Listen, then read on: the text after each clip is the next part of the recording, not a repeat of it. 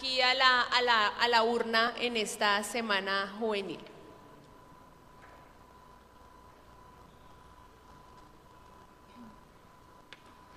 Pastor, la primera pregunta sería, y ministro, pastor y ministro, la primera pregunta sería, ¿por qué no puedo tener relaciones sexuales antes del matrimonio?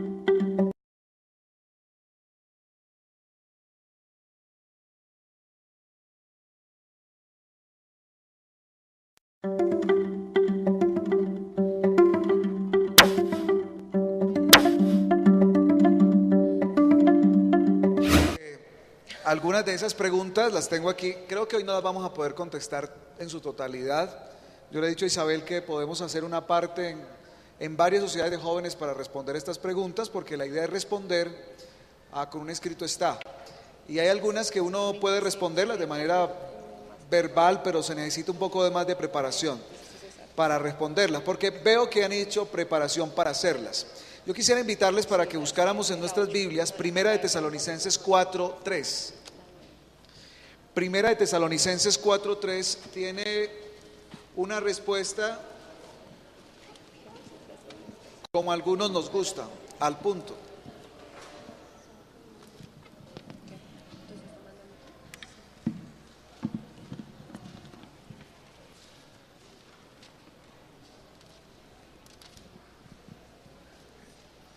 Dice la Biblia: pues la voluntad de Dios es vuestra santificación, que os apartéis de fornicación, que cada uno de vosotros sepa tener su propia esposa en santidad y en honor, no en pasión de concupiscencia como los gentiles que no conocen a Dios. Esta pregunta la está haciendo un joven de la iglesia, así que frente a ese interrogante, la pregunta tiene dos partes, la veo yo. Dice una, si se dice, la pregunta es ¿quién dice? ¿Por qué no puedo tener relaciones antes del matrimonio si se dice que es importante saber si hay compatibilidad sexual? En primer lugar, usted puede hacer lo que quiera con su vida. No, la Biblia a usted no le va a cohibir. Usted puede hacer lo que quiera con su vida. Pero si usted es cristiano, si usted ama al Señor, y si usted desea hacer la voluntad de quien dio la vida por usted en la cruz del Calvario, la Biblia le dice cuál es la voluntad de Dios. Y dice, pues la voluntad de Dios es vuestra santificación, que os apartéis de fornicación, que cada uno de vosotros sepa tener su propia esposa en santidad y honor, no en pasión, en concupiscencia, y aclara, como los gentiles que no conocen a quién. Ok, ahí está. Si tú conoces a Dios, si tú vienes a la iglesia, si tú quieres tener una relación con Él y quieres hacer la voluntad de Dios, esta es la voluntad de Dios para ti. Anderson, contesta, hermano. No, todo está dicho, así es. Ok.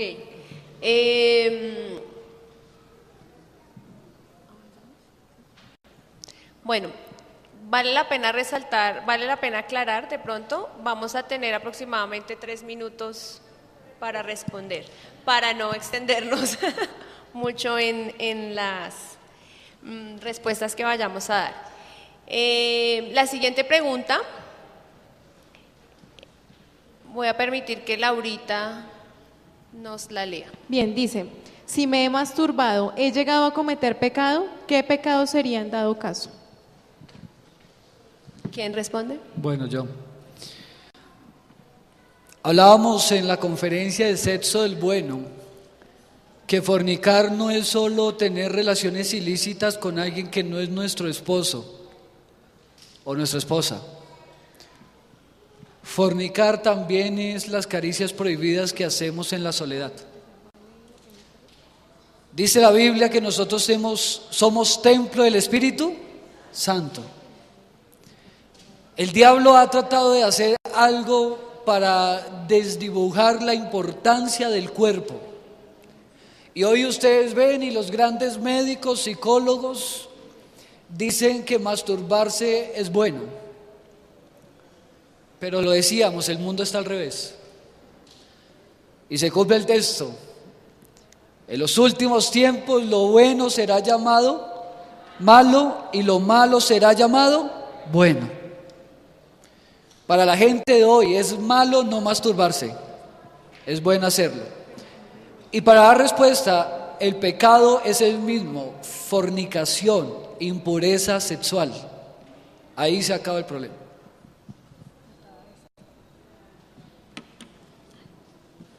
Bien, entonces la siguiente pregunta vamos a atarla a la primera. Dice,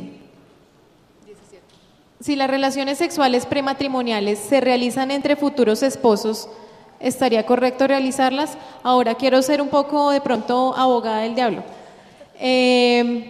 Entraría yo a preguntar al pastor y al ministro, cuando se habla de compatibilidad sexual, ¿cómo podemos hacer para tumbar ese argumento de compatibilidad sexual que hoy es tan común en nuestra sociedad?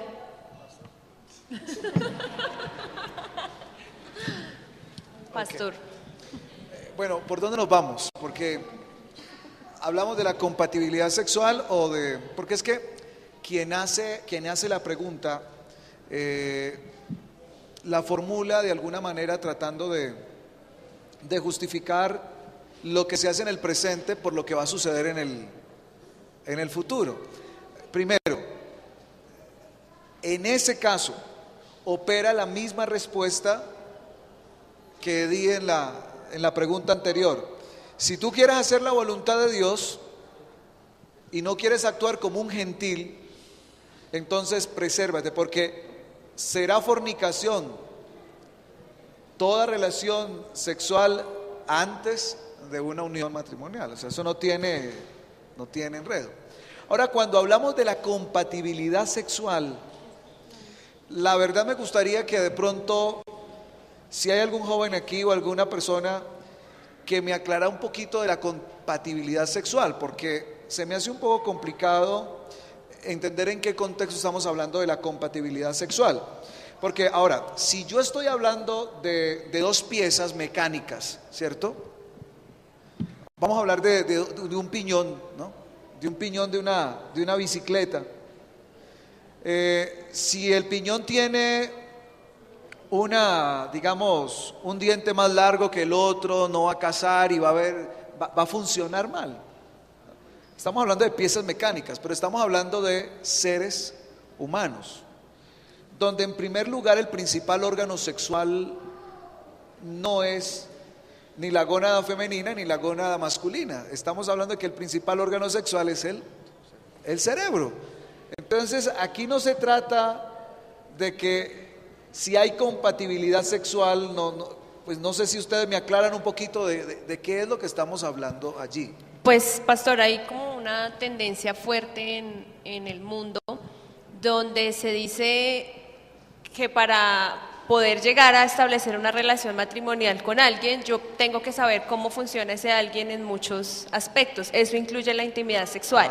Y si ahí nos entendemos, entonces sí podríamos avanzar hacia una decisión de matrimonio. Si Muy no, bien, ok. es en ese Entonces, sentido. en ese sentido, si nos vamos por allí, que es lo típico que hay, o sea, si funcionamos aquí en esto, hermano, la respuesta para cualquier joven es que cuando se vive un noviazgo adecuado, se podría saber si se es compatible en todos los aspectos. Pero hay un asunto que se llama ya relación íntima, que el Señor ha reservado para el matrimonio. Es decir, esa parte no es ni la principal ni la fundamental de una relación de pareja. Y cualquiera de los casados que está aquí en esta hora podrá decirle a cualquier muchacho, o sea, su papá le va a poder decir a usted, joven, que en últimas la sexualidad en la vida no es lo más importante. Hay asuntos más difíciles en el matrimonio que la sexualidad. Ahora, hay unas manos allí, no sé cómo manejan eso.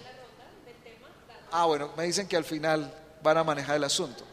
Entonces, hermanos, esto es uno de los más de los mitos urbanos que se meten. Y es que si funciona bien en la cama, funciona bien en todo lado, olvídate. Eso no funcionaría. Hay personas que se dedican literalmente a la prostitución, pero tienen hogares fracasados.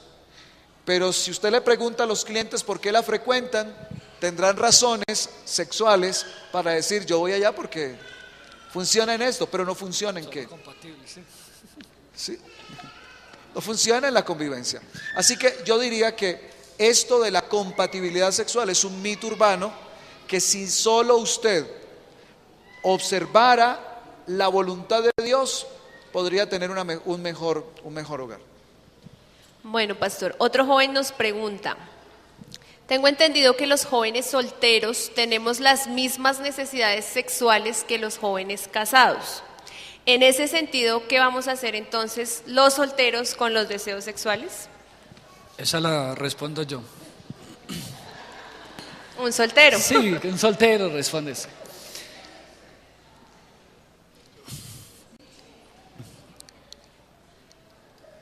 Es verdad.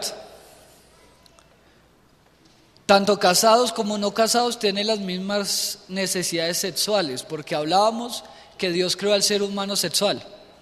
O sea, el sexo es creación de Dios. Pero hablábamos también que el hombre tiene una facultad no muy buena: volver lo que Dios hizo bendición en maldición. Aunque tenemos las mismas necesidades, apreciados, y como tengo 3 minutos voy a poner un ejemplo. Ven, Carol, por favor, ven, gracias. Ven tú, por favor. Y Mona, ven Mona, por favor. Resulta que supongamos que es un ser humano, supongamos, y ese ser humano fue primero el novio de la Mona, ¿cierto? Entonces yo lo voy a dejar acá, cógelo, listo, vuélvela a dejar ahí. Terminó con la Mona, se cuadró con ella, cógelo, déjalo ahí. Terminó con ella, ahora Carol de última lo coge y se cansó con él y lo dejó. Gracias, muchachas. ¿Con qué quiero explicar esto? Aunque tenemos las mismas necesidades, el que aún es soltero, no se ha casado, no tiene la bendición de Dios para ejecutar el acto sexual aprobado, le va a pasar lo mismo que a este celular. Todo el mundo lo va a coger. Y es así, ¿sí o no? ¿Por qué nadie lo va a querer? ¿Por qué? Porque queremos algo nuevo. Yo no quiero nada usado, quiero algo nuevo. Aunque nosotros tengamos las mismas necesidades que un casado, apreciado joven que me está escuchando, como lo hablábamos en la semana, vale la pena ser diferente. Decía mi mamá: cuando sienta esas necesidades, mi bebé, huya, váyase lejos. Esa es la clave, huir y no ambientar lugares para que ese momento se dé. Esa es la clave, para detener lo mismo que usted puede sentir que el casado. Y no es que se vaya a casar para poder, con la primera que vio, ay, me voy a casar con esta porque es que siento la necesidad. Tampoco. El acto sexual es la mayor bendición que Dios ha hecho, porque dice que cuando conocerá el hombre, dejará a su padre y a su madre, se unirá a su esposa y serán una sola carne. Habrá una unión. Mi mamá, para meterme miedo, me decía: mijo, cuando usted tenga una relación sexual con alguien que no sea su esposa, Dios va a estar ahí presente para mirarlo y llorar por su desgracia. Pero cuando usted tenga una relación sexual con su esposa, Dios se gozará porque para eso hizo el matrimonio. Hay que huir. Gracias, ministro. Permítanme, les pongo aquí Ok, algo. pastor. Muchachos, esa pregunta tiene mucho de largo como de ancho. Esto tiene... el ministro ha respondido con un ejemplo. Ahora yo quisiera colocar algo de la realidad y de la Biblia. La Biblia dice que los deseos de la carne, hablando en Gálatas, dice que los deseos de la carne, y cuando hablamos de la carne estamos hablando de una vida que no ha nacido de nuevo. Ahora, ¿qué hacemos? ¿No? Porque la pregunta se me enfatiza, ¿qué hacemos? ¿Qué hacemos? Es que, en otras palabras, si uno no hace nada se explota. Ay, qué odio, ¿qué hago? Pues dice la palabra de Dios que los que han nacido o sea, los que son de carne tienen esos deseos. Y los que han nacido del Espíritu tienen también otras características, pero ¿han notado usted que en los deseos de la carne, en vez de estar la promiscuidad, está la temperancia? La temperancia. Es decir que incluso los deseos sexuales se pueden controlar con el poder del Espíritu Santo a través de la temperancia. Y justo antes de que tú te cases, aquí hablen muchachos y muchachas, y no me vengan a mí con cuentos, que yo he sido adolescente. El ser humano, Dios le colocó un chip de descarga, si así lo quieren poner. Se llaman sueños húmedos, varones, ¿sí o no? ¿O les da pena decir eso? Ya, amaneciste mojado. ¿Qué es eso? Se activó lo que tu creador, tu Dios, te puso en dónde, para que no te explotes, para que la temperancia funcione. Igual funciona hombres o mujeres. Así que, ¿qué hacemos?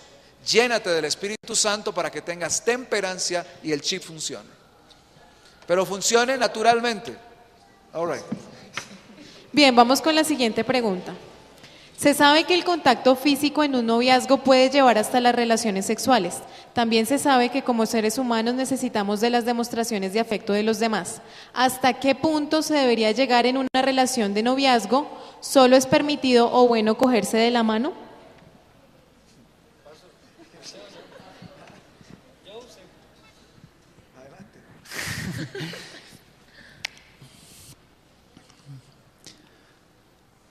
En los tiempos de Abraham, el primer beso que se le daba a la novia era cuando se le daba así en el altar. Hay caricias de caricias, tiernas, que luego pasan a ser decentes, y de ser decentes pasan a ser indecentes.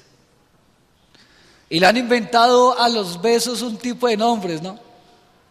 El beso francés, el beso alemán, el beso hasta bogotano le van a inventar por ahí. Pero muchachos, hay veces que nosotros exageramos en las expresiones físicas.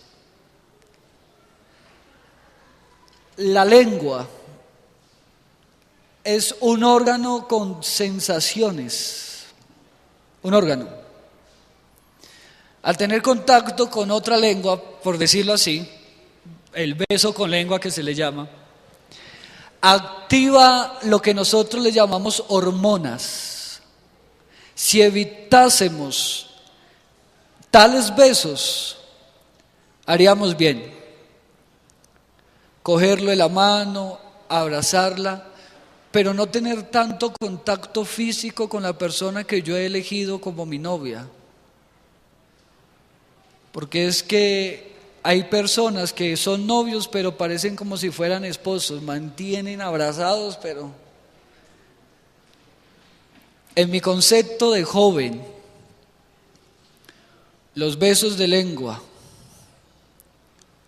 las manifestaciones muy apretaditos Eso no va con un cristiano. No va. Y dirán que anticuado, pero es la realidad. Hay dos caminos. El camino que Dios le ha trazado a usted para su pureza sexual, que comienza desde esos pequeños momentos de la vida, o el camino que usted elija de desagradar su vida y empezar con esos toques que son prohibidos. Es eso. Un consejo: nunca se quede en casa solo con su novia, nunca, o con su novio, nunca. Esa es la clave. Gracias. Mira, hay una historia que dice que una señora quería contratar a un conductor y entonces les señaló un objeto y le dice: bueno, usted en una situación de riesgo, ¿a qué distancia podría pasar de ahí? Dijo: no, a 50 centímetros. Y el otro dijo: no, yo tengo que ganármelo. Bueno, yo paso a 30 centímetros y paso bien. Y viene el tercero y le preguntan: bueno, ¿y usted a qué distancia? Y yo pasaría tan lejos como fuera posible. La pregunta tiene un sentido: ¿hasta qué punto? Estamos viviendo en una generación de extremos. Si buscamos el extremo, si andamos al extremo, si siempre estamos buscando hasta qué punto, con toda seguridad se corre un riesgo altísimo. El mejor punto es no llegar al punto, no buscar un punto extremo, llegar hasta lo que es más sano, y es mantener una relación donde disfruten ambos con cordialidad, con amor, con respeto, pero no se fijen puntos, porque cada vez que uno llega a un punto, el que vive al extremo quiere llegar al ¿qué? Al otro. Ya me tiré de aquí, no, ya me voy a tirar de más altico hasta donde ya, ahí quedaste. Bueno, hay otra pregunta, pastor y ministro. Si con mi pareja hemos tenido un poco de juegos sexuales, pero nunca pues hemos llegado al acto sexual como tal, ¿puedo decir que soy virgen?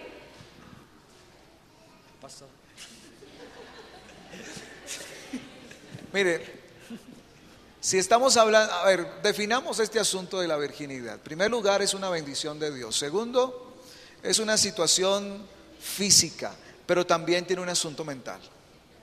Entonces tú puedes ser físicamente virgen, pero mentalmente puedes ser corrupto.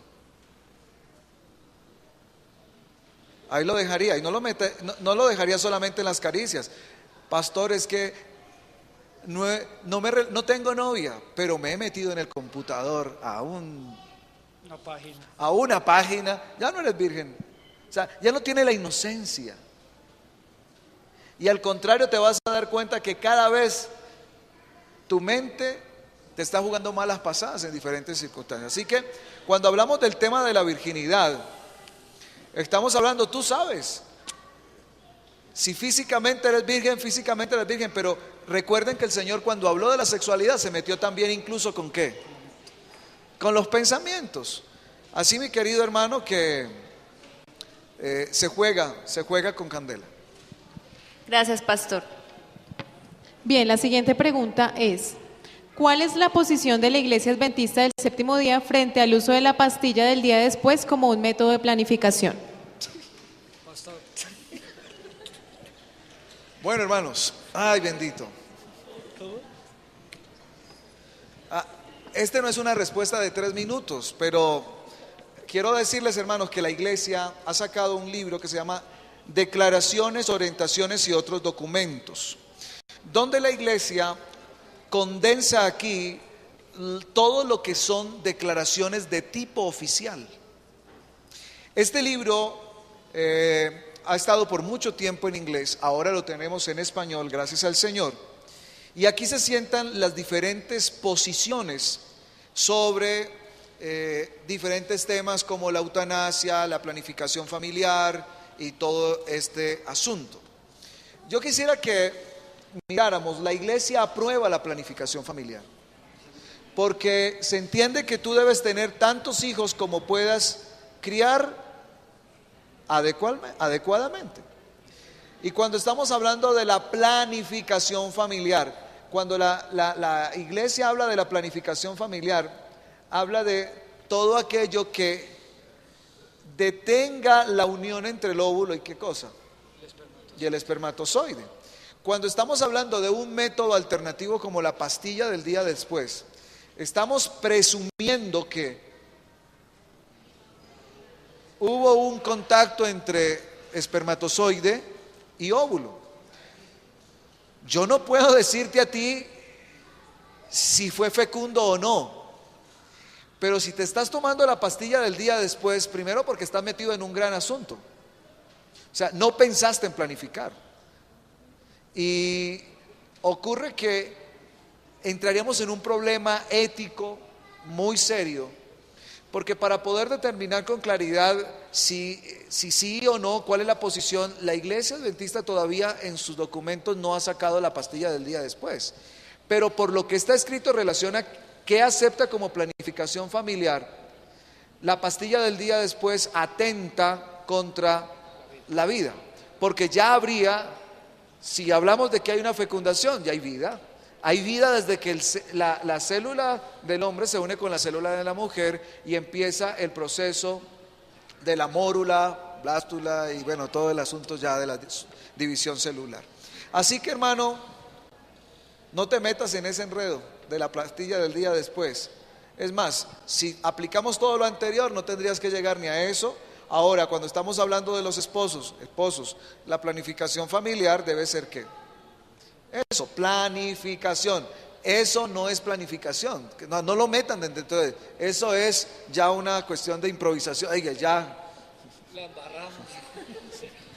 Eso es un método considerado abortivo. Sí, ok. Aquí hay una pregunta, pero al final creo que van a dar todo.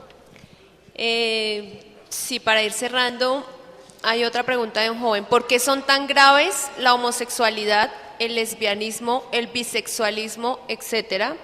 Tanto que en el Antiguo Testamento eran considerados como causa de muerte.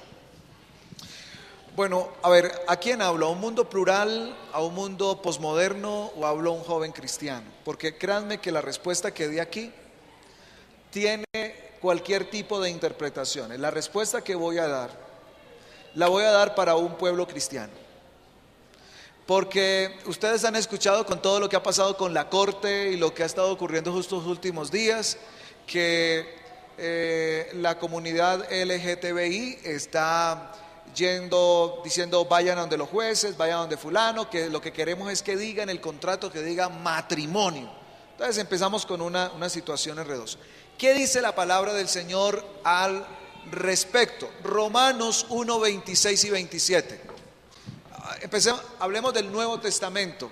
El Antiguo, ya la persona que formuló la pregunta ya lo tiene bien claro en el Antiguo Testamento. Ahora veamos en el Nuevo Testamento, Romanos.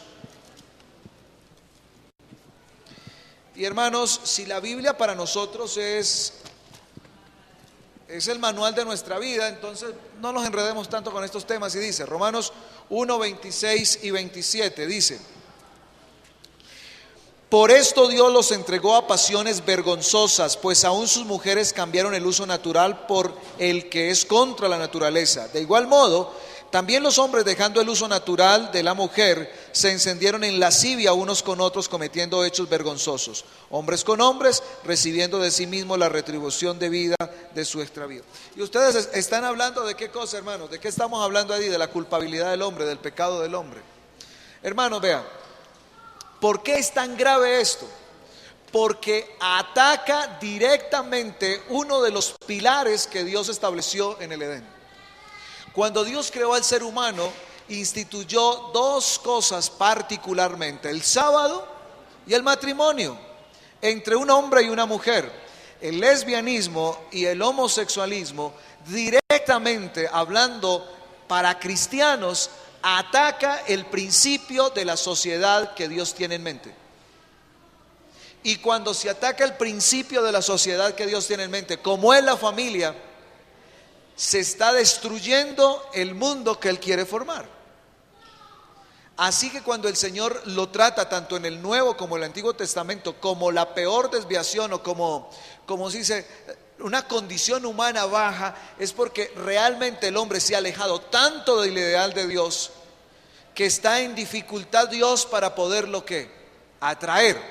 Ahora estoy hablando de la práctica, porque el ser humano como tal, en muchas de las preguntas que ustedes hicieron hablaron de la gracia. La gracia está para todo el mundo, pero sus prácticas alejan aún más a la persona de la gracia de Dios. ¿Por qué es tan grave? Porque difícilmente una persona que se ha alejado tanto de Dios le presta atención a lo que Dios está dando. Entonces, que lo grave está en que es más difícil para Dios que atraerlo. Pastor, alguien pregunta enfáticamente que si sufre de uno de esos dos males, Dios lo puede curar. ¿Cómo? Si sufre de homosexualismo o lesbianismo, si Dios lo puede curar. Bueno, para esa respuesta me baso en 2 de Corintios 5, 16. De modo que si alguno está en Cristo, nueva criatura es. ¿Por qué me refiero a ese texto? Porque cuando tú vas al original, no es que reencauche a la persona. El término en griego que se usa para nueva criatura es creado ¿de qué? De nuevo. O sea, es capaz de corregirte, de recrearte. Eso es lo que dice la palabra del Señor. Así que sí creo que Dios pueda recrear a una persona. Ahora hay muchas discusiones en torno al tema de que si nace, se hace y todo el cuento. No me pongo con el enredo de si nace, se crea o cómo es la cuestión. El hecho es que hay un problema serio en el cuerpo de la persona.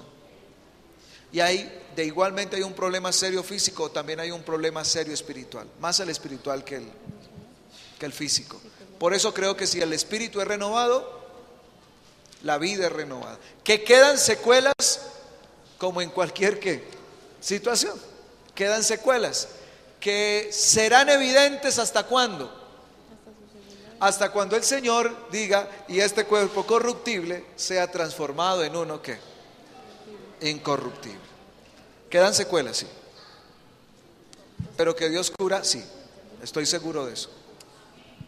Bien, vamos a dar entonces espacio a las intervenciones del público.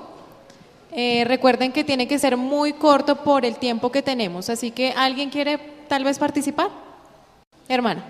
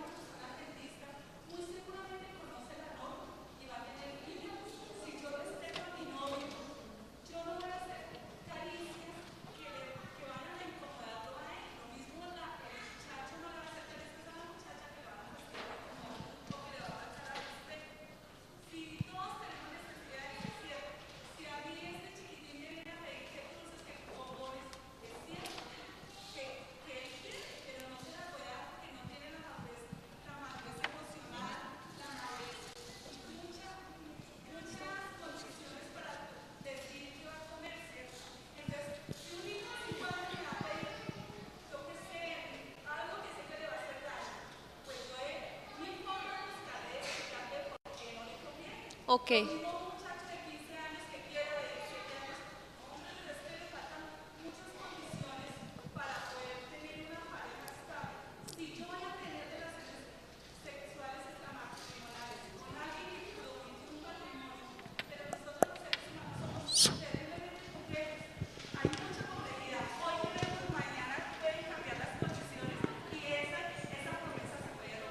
Gracias. Gracias.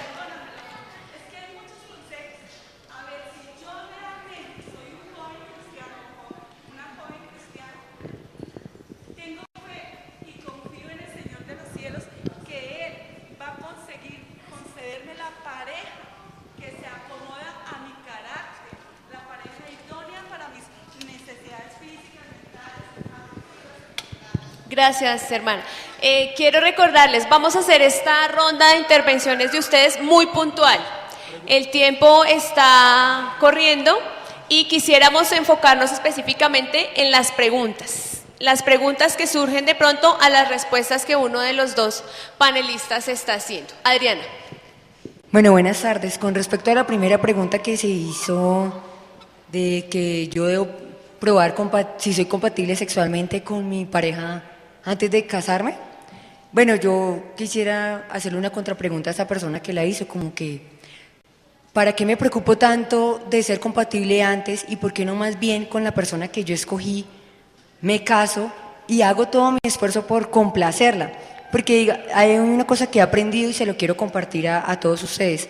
Dios nos hizo a imagen y semejanza de Él, ¿verdad?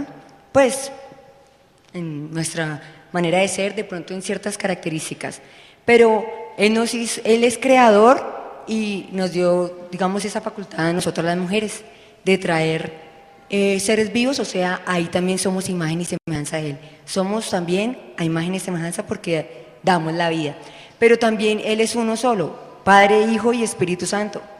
Y cuando yo me uno con mi esposo en el acto matrimonial y somos uno solo, para que llegamos a satisfacernos sexualmente como Dios lo desea, porque el acto matrimonial no es solamente algo bendito, sino también algo para gozar, porque el sexo es de Dios. Cuando yo logro esa unión completa como uno solo, estoy siendo a imagen y semejanza de Dios, como Él es uno solo. Entonces Dios es muy maravilloso y en todo momento Él quiere que nosotros seamos como Él. Pero solamente yo voy a poder conocer a una persona como Dios desea que yo lo conozca hasta las partes más profundas, pero con su bendición. El matrimonio es simplemente un acto simbólico como el bautismo, Adriana, venir y decir gracias. públicamente que me casé. Pero cuando se consume en el acto sexual es el verdadero matrimonio. Gracias, Adriana. Por este lado, no sé si hay una siguiente intervención. Una pregunta puntual. Son preguntas puntuales, ¿verdad?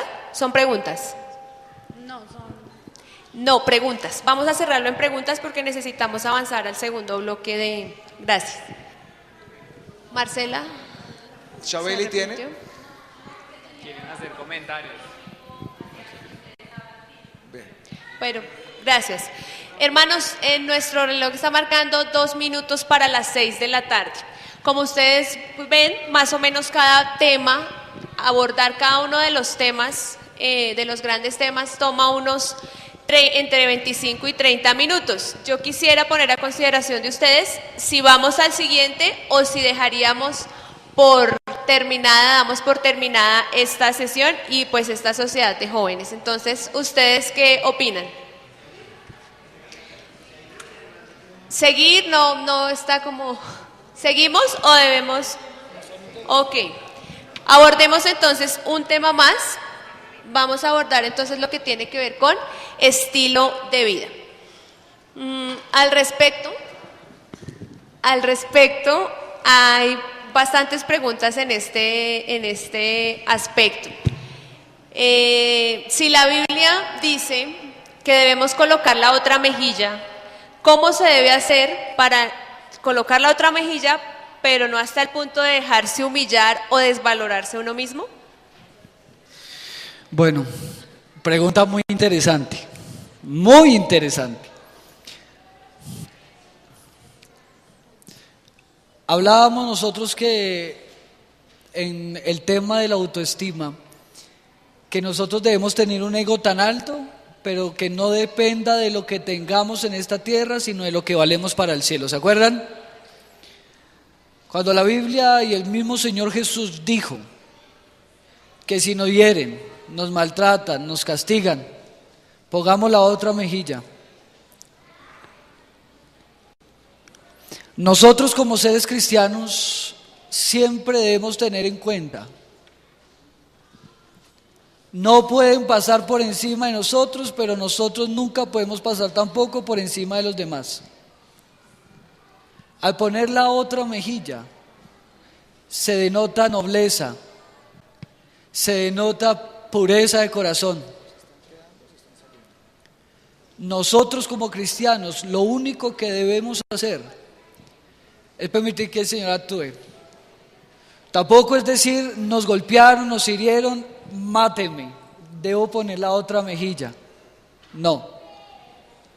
Hay momentos en que nos debemos parar firmes y, como dice Mateo, sacudir el polvo de nuestros pies, irnos lejos. Muchas veces nosotros somos causantes o ampliamos la discusión allí con la persona, pero lo que Dios pide es que si nos humillaron, si nos golpearon, si nos pusieron la otra mejilla, nos golpearon la otra mejilla, irnos, sencillamente, irnos. Gracias, ministro. ¿El pastor quiere complementar algo o avanzamos? No, dar una cita bíblica.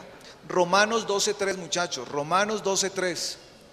Porque el problema de la autoestima, hoy se nos habla mucho de la autoestima, pero Romanos nos asienta en la realidad.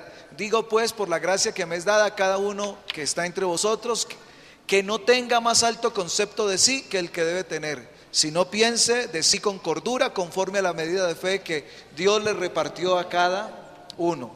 El concepto, hermano, de nuestra autoestima, ¿qué hacer para poner la otra mejilla sin perder sin que me pisotee? Mi querido, si tu valor lo tomas de otra persona, te vas al piso. Tu valor viene de Dios y tu valor debe ser equilibrado también.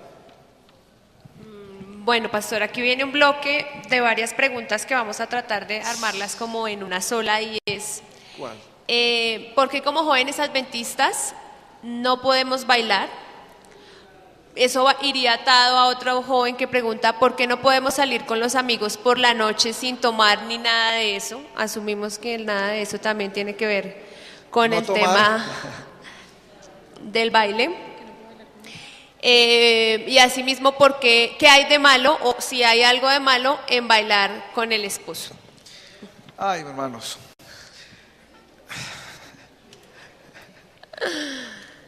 Mi esposa es de Palmira,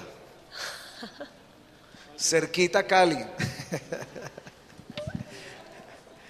Hermanos, vamos a la Biblia, por favor. O sea, no quisiera ir con argumentos aquí de...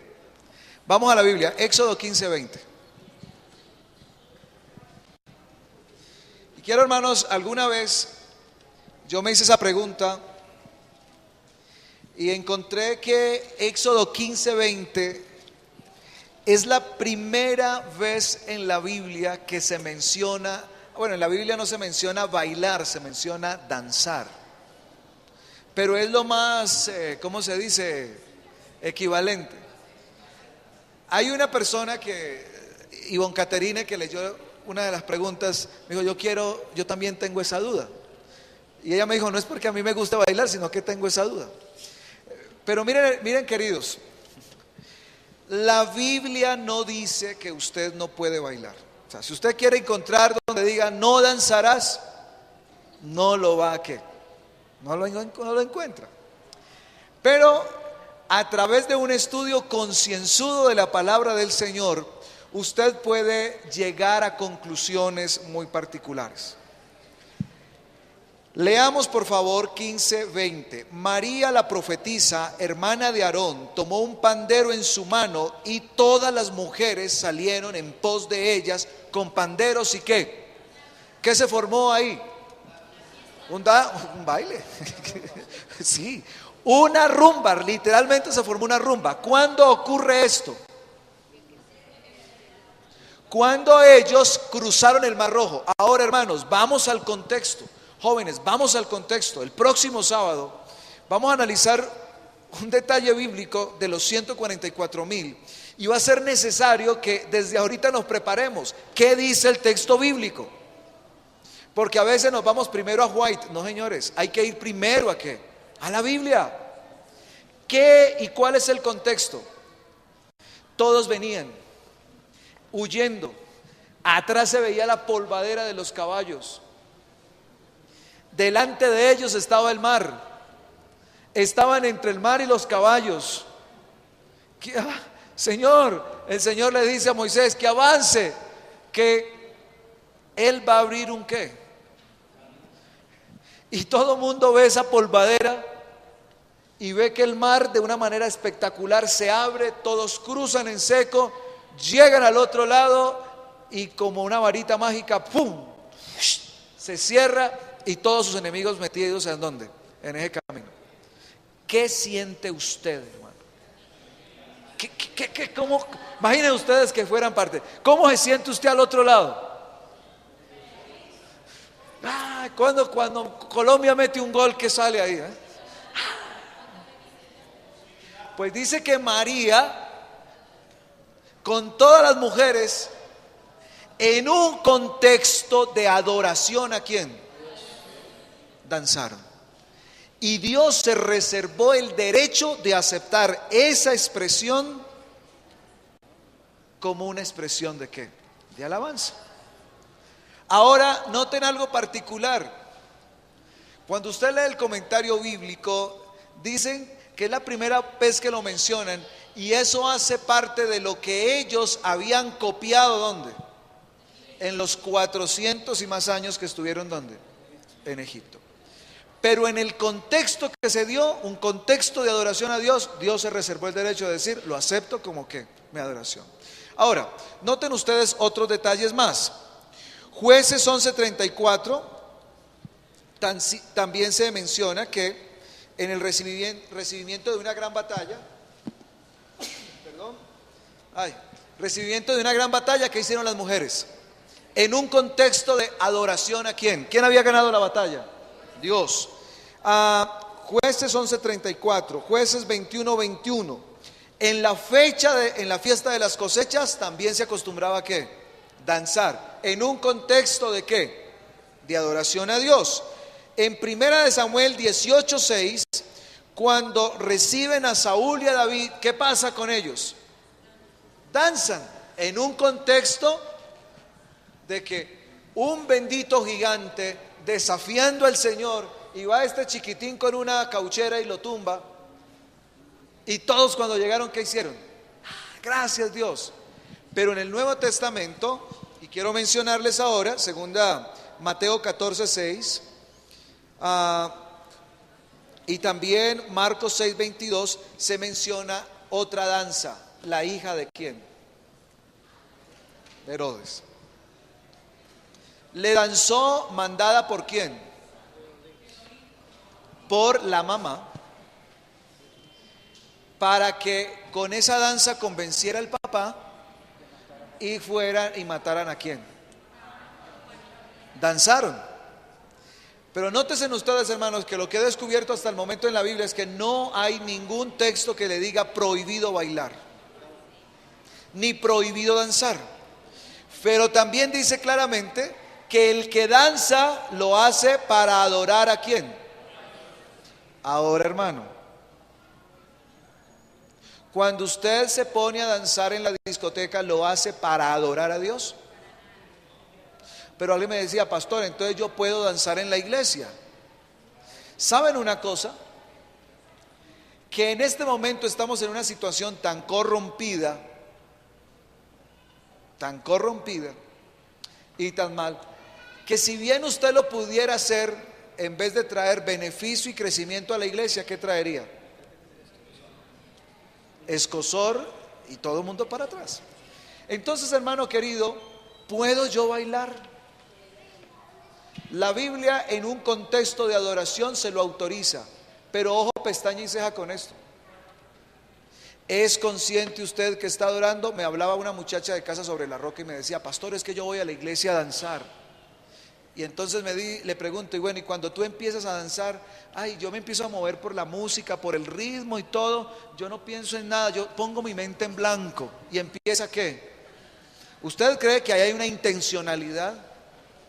No, simplemente me llevo por el ritmo, por la música y luego termino adorando a Dios, pero no es el asunto. Así que, hermano, yo he tomado una decisión personal, yo no sé usted qué decisión personal va a tomar.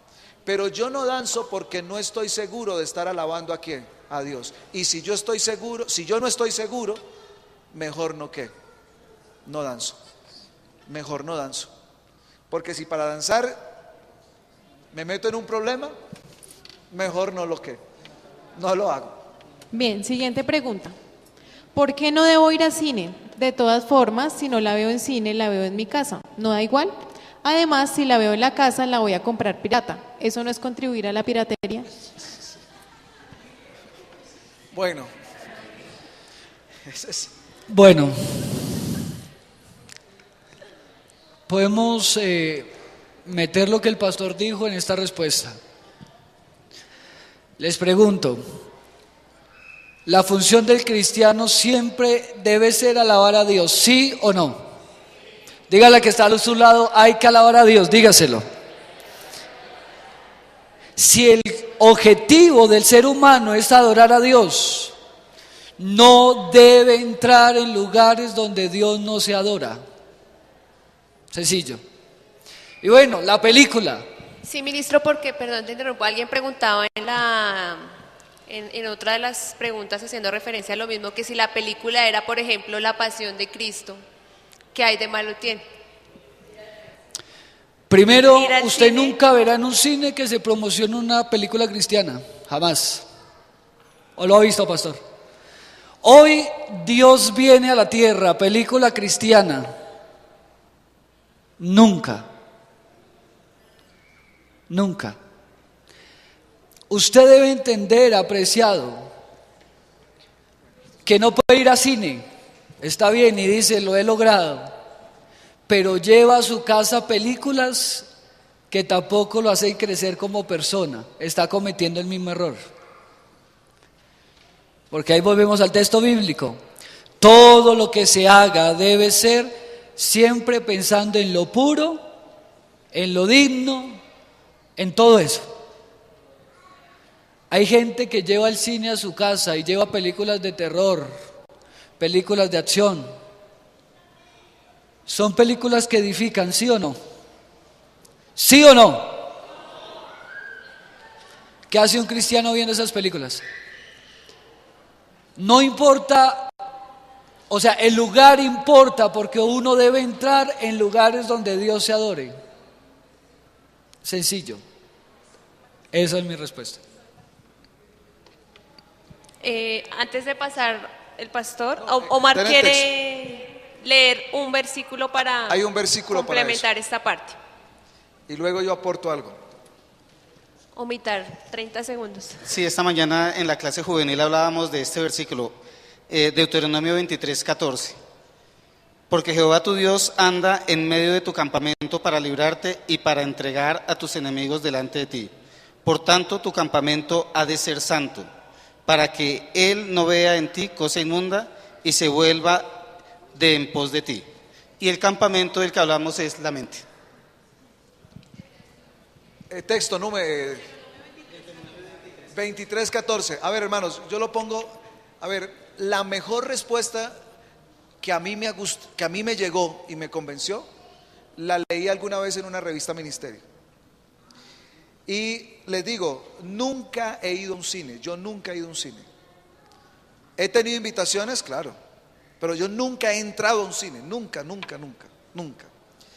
Me gusta la televisión, me gustan las películas, pero he tenido miedo de entrar a un cine porque cuando escucho a los que van al cine siempre hablan espectacular de un cine. Lo más parecido que yo he estado en un cine como tal, es ahora que fui con los pastores que fuimos allá a la cuestión esta de sal, que tienen allá en medio de un hueco de esos una pantalla es lo más cercano que he estado en un cine. ¿Cuál es la respuesta que a mí personalmente, no pretendo con esto que usted la tome, pero que a mí personalmente me llenó? Y es de la siguiente manera.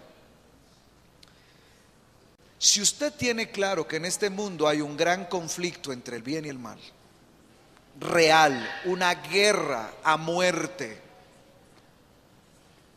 si usted es consciente de que cuando Apocalipsis 14:7 dice, ay de los moradores de ¿qué? Ay de los moradores de la tierra, en otras palabras, están en la grande, con el diablo suelto y con la guerra que hay. Si usted entiende que hay un gran conflicto, usted entenderá que en este mundo ese gran conflicto tiene escenarios. Y así me uno a la respuesta que dio nuestro compañero. En Colombia, hace 8 días, hasta las 2:30 de la tarde, yo estuve en el Cañón de las Hermosas. Si ustedes han escuchado hablar del Cañón de las Hermosas, y estuve en la vereda Buenos Aires, casi a 3 horas de Chaparral. Allá era cuna de la guerrilla.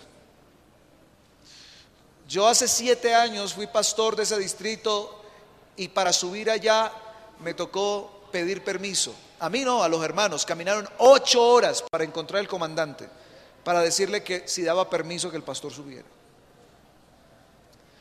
A ese lugar solamente subían las chivas, nada más, y los guas. Ahora yo encuentro que suben unas tremendas burbujas, Toyotas así. Miren qué ocurría. Chaparral era lugar seguro, porque estaba el ejército ahí. Pero si usted salía más de media hora en Chaparral, en una burbuja, se le metía, o sea, si usted pasaba el río Amoyá con su carro lujoso, se le metía en el terreno a la guerrilla y lo más seguro era que usted de allí ni saliera la camioneta. ¿Por qué? ¿Por qué lo secuestraban? ¿Por qué secuestraban a la persona porque se metió en el terreno de qué? De ellos. Lo mismo ocurre en nuestra guerra entre el bien y el mal. Hay terrenos de adoración y recuerden que la guerra final es ¿por qué? Por adoración. ¿A quién adoras? ¿Tú a quién vas a adorar? ¿A Dios o a Satanás? Entonces, en este planeta Tierra hay lugares dedicados exclusivamente a la adoración o de Dios o de Lucifer. Este lugar yo creo que es casa de Dios. Este es un terreno seguro.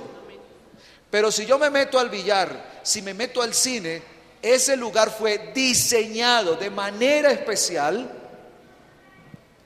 para adorar y dar un impacto a la adoración de Satanás.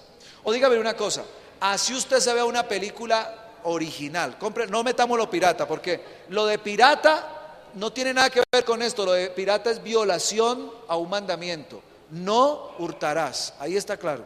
Entonces saquémoslo de ahí por ese lado. Pero si usted se compró la película original y se la vio en su casa, dígame dónde tiene mayor impacto esa película, ¿en su casa o en el cine? Mira, el cine tiene todo acomodado, la silla reclinable, abollonadita, el sonido póngale 10, porque eso está todo clasificado para que usted literalmente se quede. Y si ahora usted se mete en el cine 3D, está literalmente usted metido dentro de ¿qué? De la película. En otras palabras, todos sus sentidos son capturados, ¿por qué? Por el ambiente que eso rodea. En un ambiente donde usted tiró los sentidos, metió la mente allá, Satanás puede hacer con usted lo que se le venga en gana. Le puede meter lo que sea en la cabeza. Sí existe para mí una diferencia entre ver una película en el cine y en la casa. Gracias, pastor. Porque la casa, yo no sé, yo espero que la casa sea terreno ¿de quién? Del Señor. Y yo creo, por lo menos, sin justificar el tipo de películas que usted va a ver allá, pero yo sí creo que en la casa las películas tienen menos efecto que en el cine. Esa fue la respuesta que a mí me dijo, no me meto en esto, esto es un problema de guerra. Gracias, pastor. Vamos con 2 últimas preguntas para ir cerrando esta ronda. La primera es, ¿cuál es el problema de entubar los pantalones y pintarse las uñas? Y a eso, pastor, hay otra que dice, ¿cómo justificar el no uso de las joyas a la luz de Cantares 1, versículos 10 y 11? Pastor. Bueno, voy con lo primero de los pantalones. Vean, hermanos, le toca a uno ponerle así un ejemplito rapidito. Visitando en el Cañón de las Hermosas, después de haber caminado más o menos unas 3 horas, bajé, subí, iba subiendo, llegamos más o menos a eso del mediodía, a una casita que queda como a la mitad de la montaña. Los hermanos me llevaron allí para orar con esa familia, no eran casados pero tenían hijos. Cuando empezaron a llegar los niños del cafetal, literalmente, llegaron unos jovencitos con toda esta parte aquí rapada, Y aquí se dejaron toda la ¿qué? Toda la cresta. Y a varios yo había visto ya en la vereda así. Cuando yo les vi, les dije, bueno, empezamos a hablar y yo les dije, muchachos, ¿les gusta el peluqueado que tienen? Ellos se miraron, sí, estamos a la moda. Y les dije, muchachos, yo vengo de Bogotá.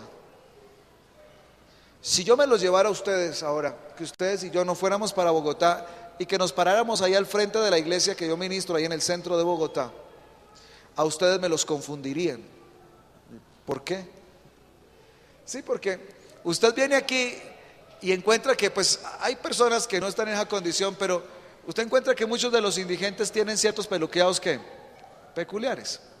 Miren, el problema de los pantalones entubados y las medias, ¿cómo dice? De las medias y los pantaloncillos con la marca por fuera y todo el asunto, es que de alguna manera en sí no es en la forma que usted lo tiene, sino que usted está copiando una identidad que no es suya. Y como le pasó a estos muchachitos ni idea ya, es más, no tienen ni luz. Tienen que ir a ver televisión más arriba. ¿Ustedes creen que ellos saben qué tipo de muchachos aquí en la ciudad usan ese tipo de corte? Ellos no saben. Ellos se ven bacano el pelo y se ven chévere entre sus compañeros. Pero si ellos estuvieran en el sitio con la gente que usa eso, dirían, uy, no, yo aquí no quiero meterme. Entonces, ¿cuál es el asunto? Muchos de nosotros copiamos la forma, pero no sabemos eso de dónde qué, de dónde viene.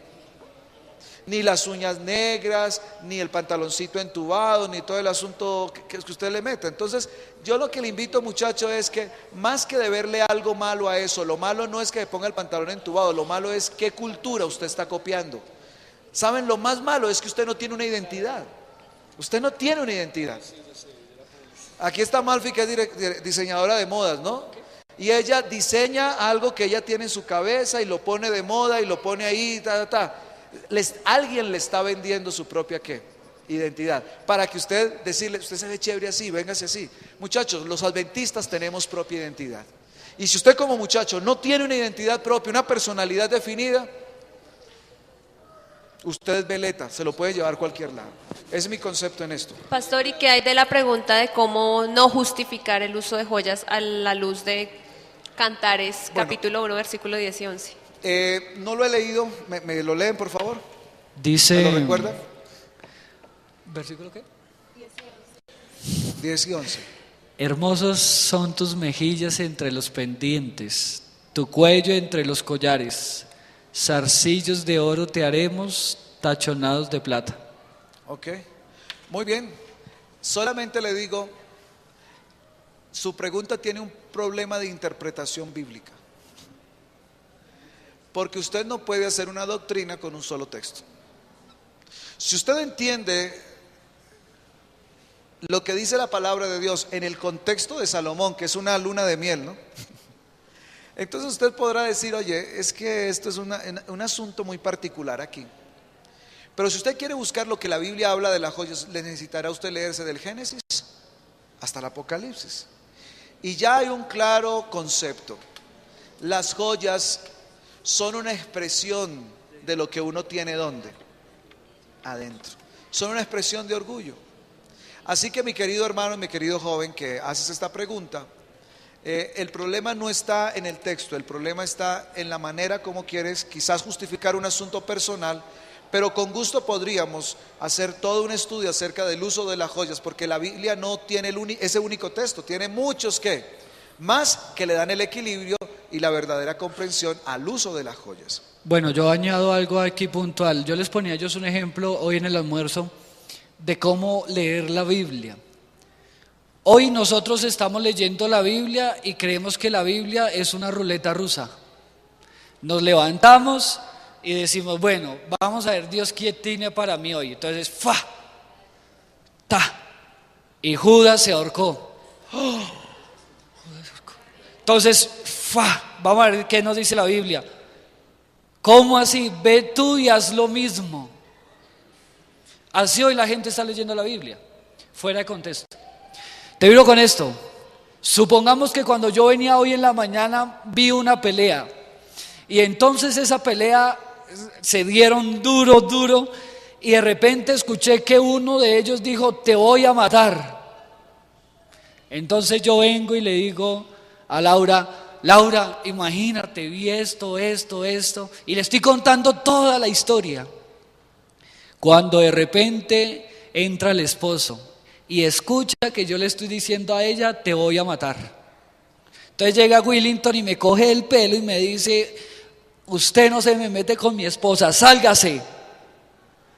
Les pregunto, ¿yo le estaba diciendo a ella que le iba a matar? Le estaba contando la historia de lo que yo había visto. Hay que leer la Biblia con contexto. Si usted lee un versículo, lea desde atrás y mire lo que la Biblia está diciendo para llegar a ese versículo. Usted, como decía el pastor, no puede basar su argumento en un solo versículo. Porque le pongo un ejemplo: cuando la Biblia dice que Cristo es el primogénito de toda creación, entonces lo primero que hacemos no es ni ir donde Elena G. White, ni buscar en la Biblia, sino buscar en un diccionario la definición de la palabra primogénito. Y el diccionario me da de definición lo que la Biblia no quiere decir. El diccionario me va a decir primer nacido. Entonces la gente dice: wow, encontré la verdad, Cristo es creado. Eso pasa por leer mal la Biblia.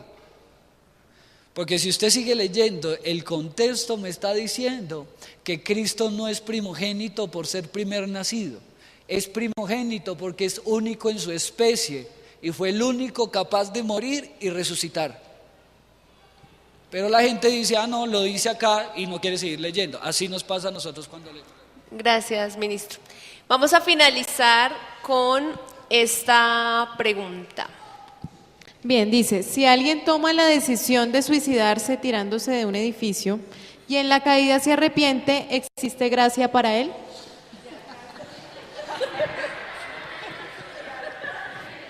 Bueno, es una pregunta bastante rápida, sí. La aceleración es de 9.8 segundos por metro. Sí. Hermanos, pero gracias a Dios, muchachos, por eso es rico ser joven, porque uno puede preguntar lo que quiera. Un abuelito pregunta eso y dicen: este se enloqueció ya. Bueno, miren, hermanos queridos, es una pregunta capciosa y tiene mucho de largo como de ancho. Aquí hay varios elementos que hay que tomar en cuenta como para que al final usted tome las decisiones de no saltar. ¿Por qué? Miren, queridos, he estado analizando esta pregunta y he escrito algo. A ver, en primer lugar, no podemos dudar que Dios es deseoso y está listo para perdonar a cualquiera que le pida perdón. El problema ahí es que usted tenga tiempo. Porque en una caída, no sé de qué altura, usted tenga tiempo. Segundo, no solamente hay que pedir perdón, porque hay que saber en quién puso su esperanza usted para pedir perdón. Porque usted le puede pedir perdón a su mamá cayendo y esa no lo va a salvar. El asunto es muy sencillo: si usted está tirando de un edificio, seguramente está tomando una decisión para acabar su vida, porque usted ya dejó de confiar ¿en quién? En Dios. Así que el complique está antes y no en lo que está pasando en la caída. Ahora, Primera de Juan 1:9 dice: si confesamos nuestros pecados, Él es fiel y justo para perdonar nuestros pecados. Entonces, hermanos, hay que confesar el pecado. El problema otra vez es de tiempo, no de que exista perdón. El perdón existe. Ahora, sin embargo, estoy, ¿cómo se dice?, divagando, tratando de llegar a un punto, porque, queridos hermanos, es un caso muy hipotético, pero la verdad pienso lo siguiente: si usted se va a tirar para pedirle perdón a Dios en el aire y al fin morirse, otra de las condiciones del perdón es que usted no tenga rencor ¿con quién? Con su prójimo. Y entonces el asunto es que usted puede ser que no le alcanzó a pedir perdón ¿a quién? Por quien se está suicidando. Me mato porque usted no me quiere. Ya. Quedaste con un enredo con otra persona. Hermanos, ahí la situación es: el suicidio no es la respuesta para nada. Perdón existe de Dios, pero también Dios requiere de tu vida que perdones a otros, que te arrepientas, y quizás el problema ahí no es Dios, sino el tiempo que vas a tener mientras caes. Yo quiero añadir algo. El arrepentimiento no es un hecho inmediato, es un proceso. Me explico. Hay gente que murió y la gente dice, ay, era tan malo, pero tal vez en sus últimos 2 minutos de vida pudo arrepentirse y Dios lo perdonó. Eso no existe, eso no es bíblico. Y usted mira, bueno, Anderson, ¿y el ladrón en la cruz? Porque él dijo, Señor, acuérdate de mí. Y Dios lo perdonó y estaba ahí clavado, sabía que ya no se iba a bajar. La hermana White registra que ese hombre en la cárcel, antes de saber su sentencia, procesaba en su mente un cambio de vida. Dios no puede ser injusto de darle a uno 5 minutos para arrepentirse y a otro quitarle la vida instantáneamente. Entonces uno se tiró y ¡pah!, cayó. Entonces está agonizando allá, perdóname. Y de repente uno iba saliendo y pasó un camión, lo atropelló y murió instantáneamente. ¿Por qué a uno sí y a otro no? No tenemos la misma oportunidad. La misma oportunidad está en la vida antes de enfrentar la muerte. Si la persona tuvo un arrepentimiento genuino, un proceso de querer cambiar, puede ser perdonada al final. Pero no pedir perdón porque ya se está viendo en las últimas.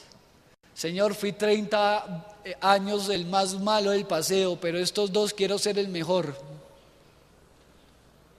El arrepentimiento es un proceso, un cambio de mentalidad.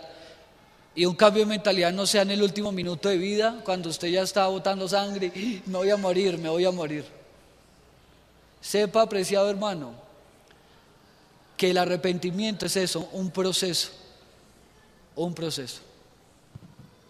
Bueno, muchísimas gracias al pastor Daver y al ministro Anderson por sus respuestas un poco clarificadoras respecto a todas estas inquietudes. Quedan muchísimas más preguntas. Creo que llegamos a recoger 38 preguntas puntuales. Aquí abordamos algunas, sin embargo, queda abierta la sesión para poder tener otro espacio muchísimo más adelante. Quisiera en este momento pedirles que